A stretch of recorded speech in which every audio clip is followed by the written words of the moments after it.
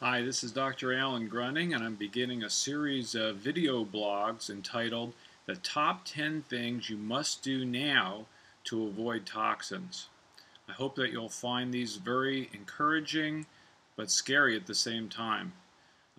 There's a lot of stuff that's out there that we need to be aware of that are poisoning our bodies, and I hope to be able to impart those things to you so that you and your families will be able to live happier, healthier lives.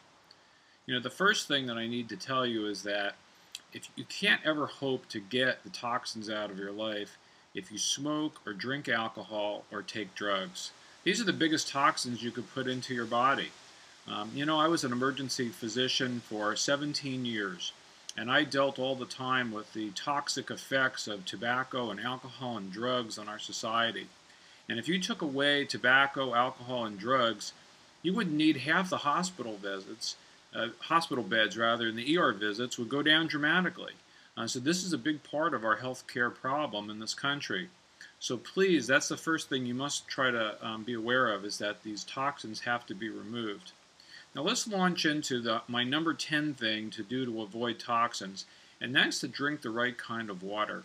We're supposed to be putting a lot of water into our body. Do you know how much? Well, actually, you're supposed to be drinking half of your body weight in ounces per day. So, for example, I weigh 165 pounds. I need to be drinking 80 ounces of water a day. Most of the people that I encounter in my practice are horribly dehydrated. Most of you are probably not drinking as much water as you think. Now, the problem with the water is that it contains many toxins.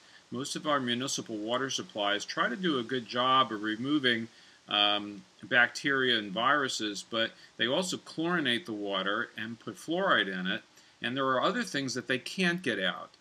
So our water contains many toxins. In fact, the chlorine is a toxin. It has no place being in our body, and yet we're consuming this all the time, and it has profound health effects. Fluoride is a toxin for our body. Despite the fact that we've been told we must fluoridate the water, most European Union countries have removed fluoride from the water because they understand that it's a toxin to your thyroid gland. In fact, both chlorine and fluoride are toxins to your thyroid gland. In addition, there are other toxins in the water such as heavy metals, pesticides, plastics, and various pharmaceuticals that have been discharged into the water supply or that are in the water supply because of people going to the bathroom. So there are a lot of things in the water that need to be removed. So how do you do that? How do you get the right kind of water? If we're supposed to be drinking half of our body weight in water per day, ounces of water per day, what kind of water should we drink? Well, the best kind of water is probably either reverse osmosis or distilled water. Reverse osmosis is probably the most practical thing to do. It's something that you can put a unit under your sink with a spigot coming out on the top. You can use it for cooking and for drinking.